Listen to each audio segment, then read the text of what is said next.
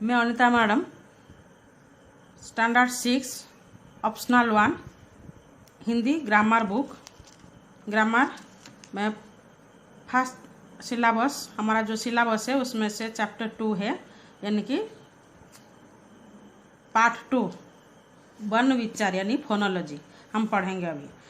बच्चों, किसी भी भाषा को सीखने के लिए सर्वप्रथम उसकी मूल ध्वनियों को सीखना चाहिए। चाहे हम किसी भी भाषा, चाहे उड़िया हो, हिंदी हो, इंग्लिश हो, अंग्रेजी हो, कोई भी भाषा को सीखने के लिए हमें उसका मूल ध्वनि का मतलब साउंड को हमें सीखना पड़ता है।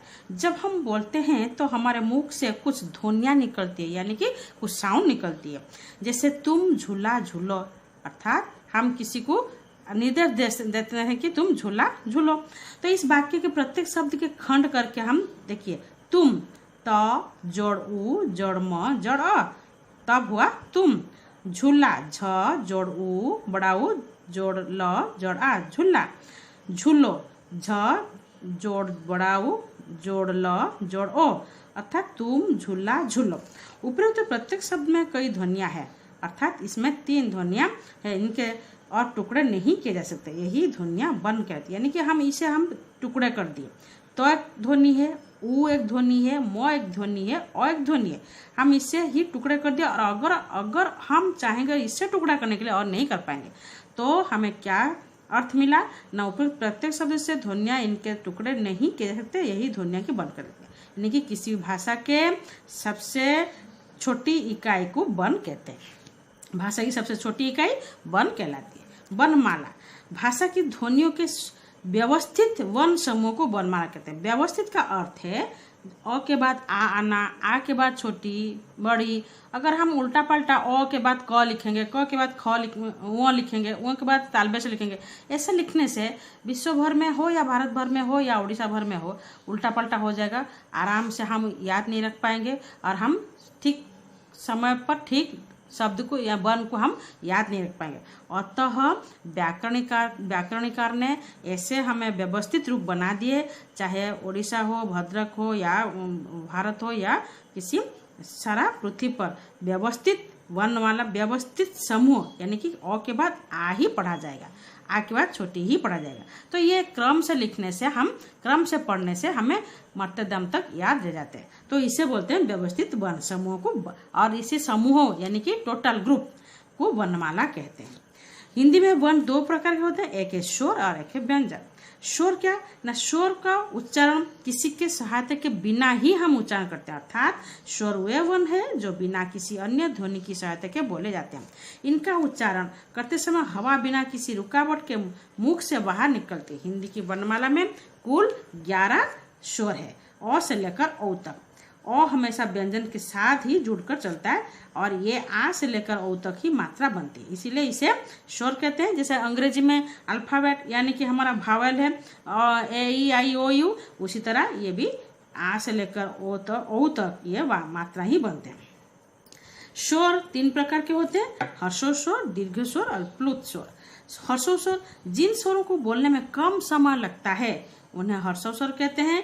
हर्षोस्वर में आते हैं कुल मिलाकर 4 ही है, अ, छोटी, छोटा उ और रू, ये चारों को ही हर्षोस्वर कहते हैं।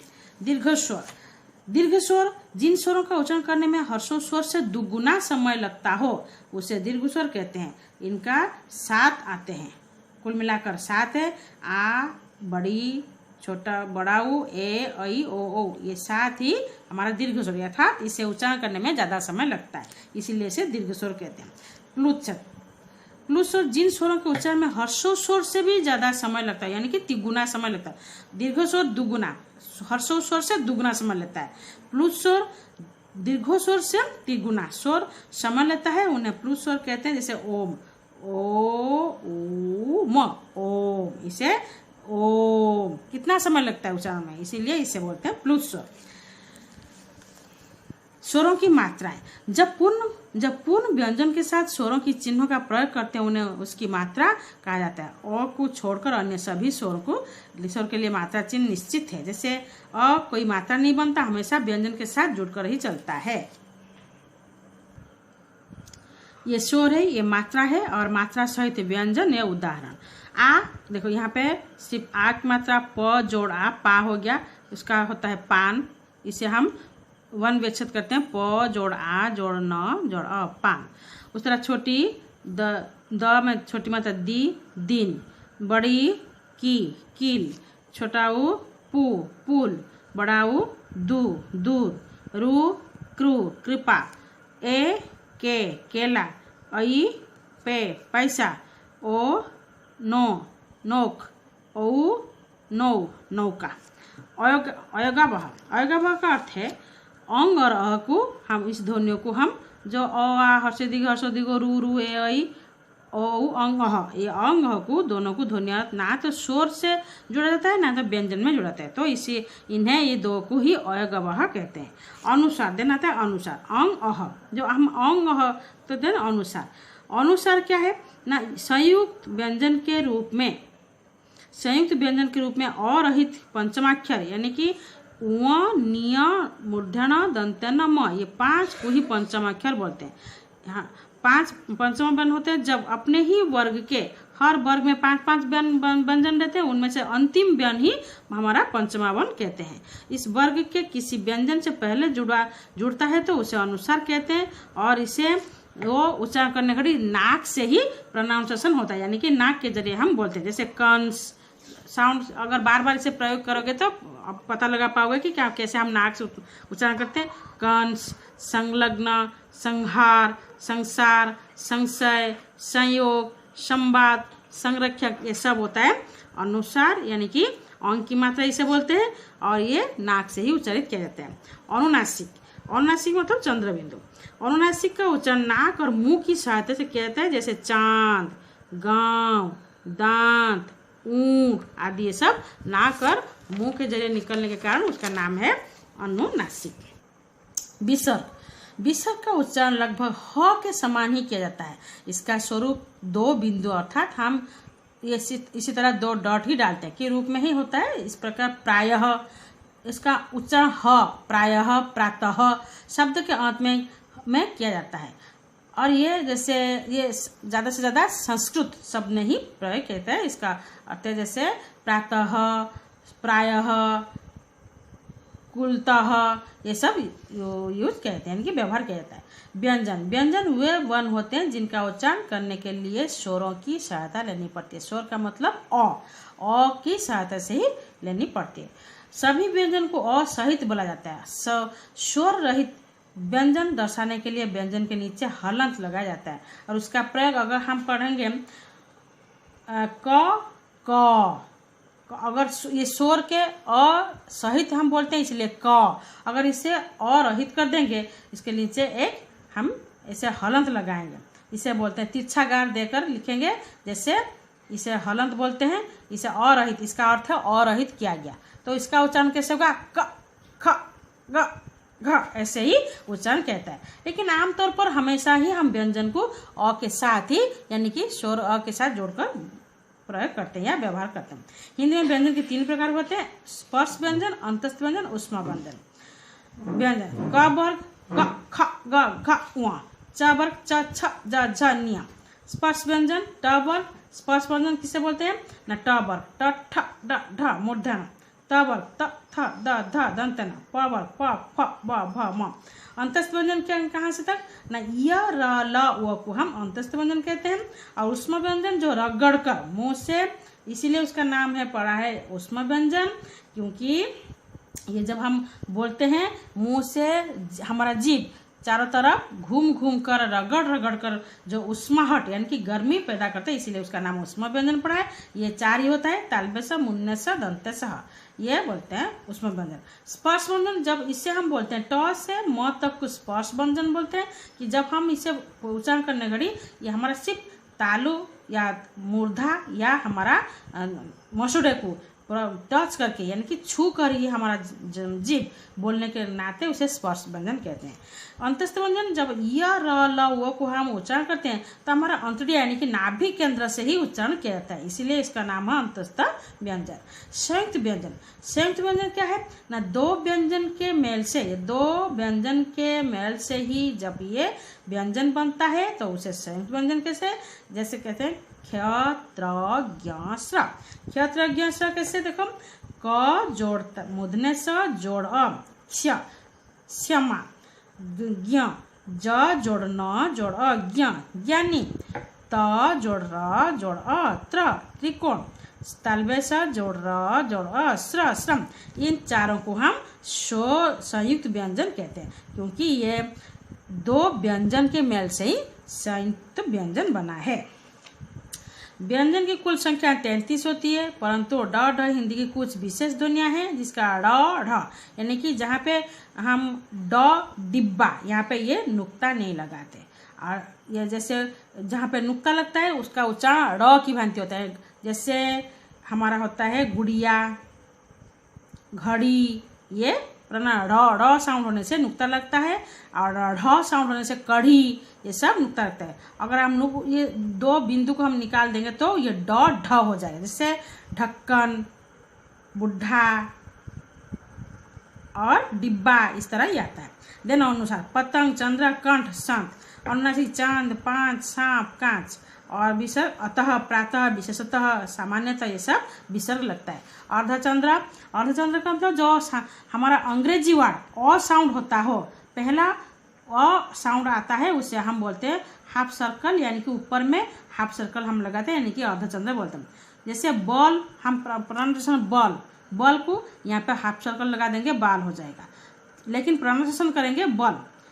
चाक, चौक हम बोलते हैं इंग्लिश में चौक, चौ अ साउंड आता है अंत में, और तो है यहाँ पे हाफ सर्कल लगेगा, यानी कि अर्धचंद्र लगेगा। चाक, डॉक्टर, फ्रॉक, कॉलेज, इस तरह सब हाफ सर्कल देकर लिखा जाता है, जो सिर्फ ओनली अंग्रेजी शब्द होगा।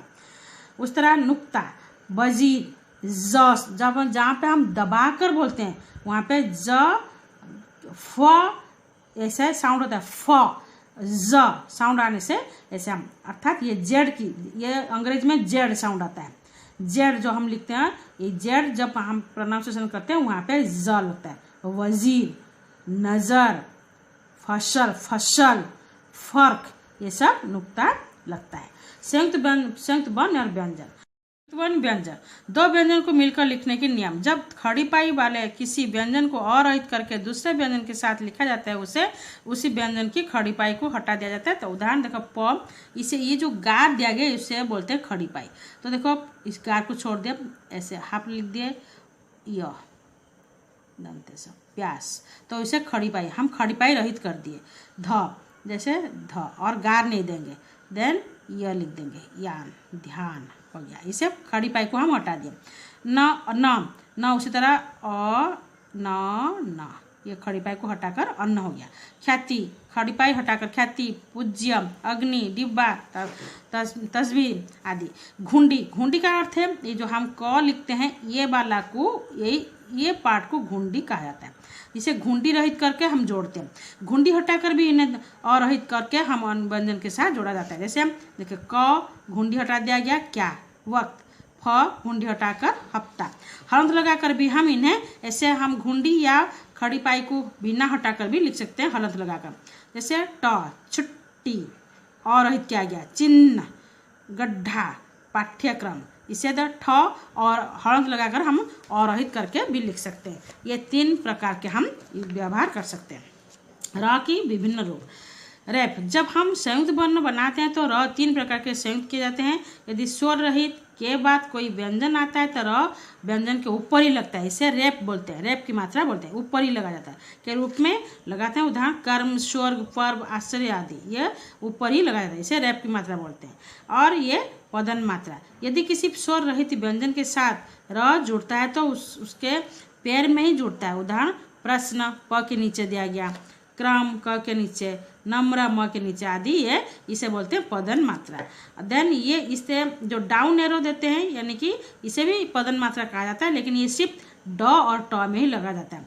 जब स्वर सहित र से पहले स्वर रहित ट ड आते हैं तो र उनके पैर में जुड़ता है। उदाहरण राष्ट्र, ड्रम, ट्रक, ड्रामा, ट्राम आदि, ये सिर्फ ड और ट में ही इस तरह चिन्ह, यानी कि डाउन एरो ही लगा जाता है, इसे पदन मात्रा भी कहते हैं। ड ढ, ड ढ हिंदी के व्यंजन है, इनका प्रयोग शब्द के आरंभ, मध्य तथा अंत में, आरंभ, मध्य तथा अंत में ही किन्हीं भी किया जा सकता है, जबकि ड ढ हमेशा केवल शब्द के मध्य तथा अंत में ही किया जाता है। ये ड ढ हम आरंभ में, किसी शब्द के आरंभ में, मध्य में तथा अंत में कर सकते हैं, जबकि ड और ढ को हम केवल मध्य तथा अंत में कर सकते हैं, पहले नहीं कर सकते। उदाहरण डिब्बा, अड़ी, अडिग, अड्डा, ढक्कन, घड़ा, उड़ान, पढ़ाई, ये बीच में है देखो पढ़ाई, बाढ़ ये अंत में है, और ये देखो ढक्कन पहले है, यहाँ पे डिब्बा पहले है, ये अडिग बीच में है, अड्डा ये अंत में है। अर्थात ये ड और ढ को हम पहले भी, बीच में भी, अंत में कर सकते हैं, जबकि ड़ सिर्फ मध्य और अंत में किया जाता है।